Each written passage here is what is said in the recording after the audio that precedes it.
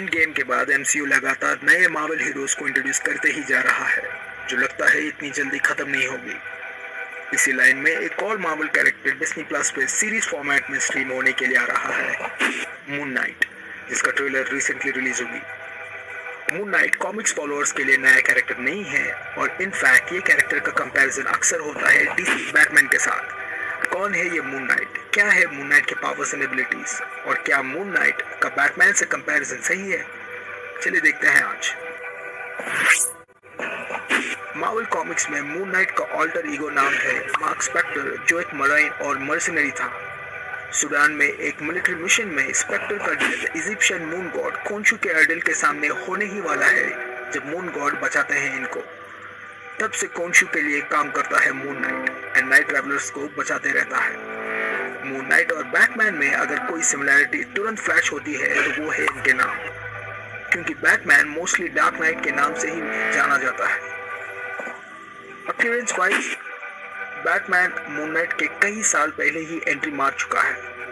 Moon night comics में first appear हुआ है वेयरवुल्फ बाय नाइट इशू 32 अगस्त 1975 में, और cinematically first appearance Spiderman vengeance of venom June 2020 animated series 55th episode में हुई। बैटमैन कॉमिक्स में फर्स्ट अपीयर हुआ है डिटेक्टिव कॉमिक्स इशू 27 मार्च 1939 में, और सिनेमैटिकली फर्स्ट अपीयरेंस हुई 15 चैप्टर सीरियल 1943 में।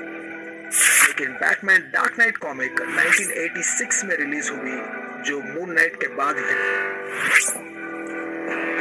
मून नाइट और बैटमैन के बैक स्टोरीज काफी हद तक मिलते जुलते हैं। Moon night different social circle से इंफॉर्मेशन के लिए 3 ऑल्टरनेटिव नाम से जाना जाता है। एक बिलियनियर बिजनेसमैन स्टीव ग्रांट, दूसरा है टैक्सी कैब ड्राइवर जेक लॉकली, और तीसरा है consultant mister night. Moon night को डिसोसिएटिव आइडेंटिटी डिसऑर्डर का प्रॉब्लम रहती है। इस बात पे डिबेट्स होते रहते हैं कि मून नाइट को ये डिसऑर्डर बचपन में ट्रॉमा की वजह से हुई है, एंड ऑल्टरनेट आर्गुमेंट ये भी है कि मून गॉड खोंशू के साथ साइकिक कनेक्शंस की वजह से ब्रेन डैमेज हुई। बैटमैन का ऑल्टर ईगो है गॉथम सिटी का billionaire businessman Bruce Wayne. Batman के दिमाग में भी बचपन से ऑल्टरनेट इंटरनल कॉन्फ्लिक्ट्स होते रहते हैं, जिनकी वजह से बड़े होने के बाद भी ये प्रॉब्लम्स हॉन्ट करते हैं बैटमैन को।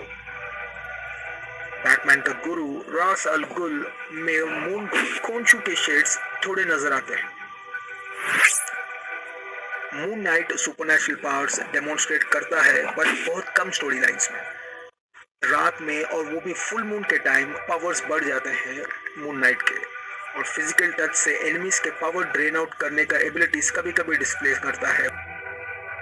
बैटमैन का कोई भी ऐसे सुपरनैचुरल पावर्स या एबिलिटीज नहीं है। बैटमैन डिपेंड होता है सिर्फ और सिर्फ अपने athletic ability, intelligence, advance technology and expert combat skills पे।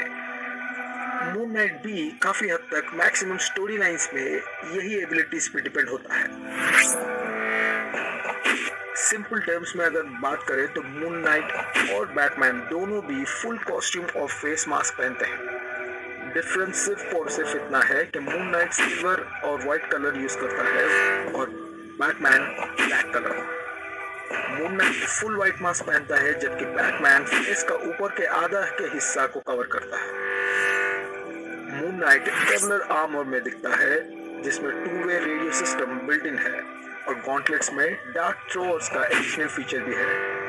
बैटमैन का bat suit titanium tipped triweave fibers और माइक्रोवेव मेश का मजबूत प्लेट से बनी हुई है। आर्मर में मल्टीपल पीसेस में डिस्ट्रीब्यूट किए हुए ये मटेरियल बॉडी सूट का फ्लेक्सिबिलिटी और मोबिलिटी बढ़ाता है। बैटमैन मल्टीपल वेपन्स यूज करता है, जिसमें से बैटरैंग एक वेपन है जिसका सिमिलरिटीज मून नाइट की क्रेसेंट डार्ट्स के साथ होती है। एंड फाइनली सिमिलरिटी या कोइंसिडेंस बोल सकते हैं कि ये दोनों डार्क सुपर हीरोज के मूवी और सीरीज मार्च 2020 में ही रिलीज होने वाले हैं। यानी डार्क स्टोरीज प्रेफर करने वाले ऑडियंस को ये एक डबल धमाका है। तो ये है कुछ सिमिलरिटीज और डिफरेंसेस मून नाइट और बैटमैन में। हाँ, सिमिलरिटी जरूर है ये मार्वल और डीसी सुपर हीरोज में, जिनके वजह से हम अक्सर कंपेयर करने में मजबूर हो जाते हैं। आपको कैसे लगा ये कंपैरिजन और